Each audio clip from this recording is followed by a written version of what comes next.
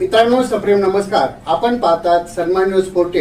सातपूर ग्रामस्थांसाठी आनंदाची बातमी. श्री गणेश शिल्पाची आकर्षक रंगरंगोटी. सातपूरच्या अभिमानास्पद परंपरेचे प्रतीक असलेल्या श्री गणेशाच्या शिल्पाला आता नवा साज चढलाय.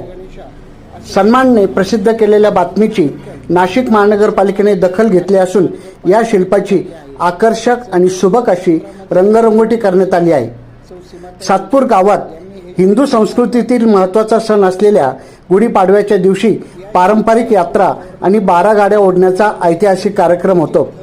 135 वर्षांची परंपरा असलेल्या या यात्रेचे प्रतीक म्हणून सन 2017 मध्ये नाशिक महानगरपालिकेने त्र्यंबक रोडवर श्री गणेशाचे एक भव्य शिल्प उभारले. माजी नगरसेविका सौ सीमाताई निगळ यांच्या पुढाकाराने हे शिल्प साकार करण्यात आले होते. गेल्या काही दिवसांपासून सातपूर परिसरातील वाढते प्रदूषण आणि धुळीमुळे या शिल्पाची राया गेली होती.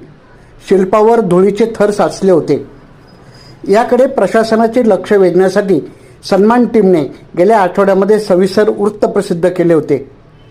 केवळ धूळ झटकण्याऐवजी या शिल्पाची चांगली रंगरंगोटी करण्याची अपेक्षा सन्मानने नाशिक महानगरपालिकेच्या आयुक्त मनीषा खत्री यांच्याकडे केली होती. या बातमीची दखल घेऊन नाशिक महानगरपालिकेने तातडीने कार्यवाही केली. महापालिकेने श्री गणेशाच्या शिल्पाची केवळ स्वच्छता न करता त्यावर अतिशय सुंदर आणि सुबक अशी रंगरंगोटी केली आहे. त्यामुळे श्री गणेशाच्या शिल्पाला आता एक नवीन आणि चैतन्यमयी रूप प्राप्त झाले आहे. सन्मान टीमच्या या यशस्वी पाठपुराव्याबद्दल सातपूर ग्रामस्थांनी आनंद व्यक्त केला आहे.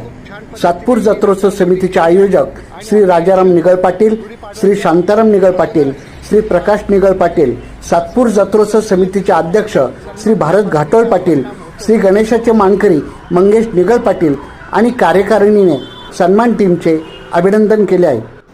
मित्रांनो, सन्मानच्या या जागरूक पत्रकारितेबद्दल आपले मत काय आहे अवश्य कळवा. सन्मान न्यूज 14 साठी कार्यकारी संपादक राकेश पवार यांच्यासह मी रवींद्र एरंडे, सन्मान न्यूज 14, सातपूर, नाशिक. धन्यवाद.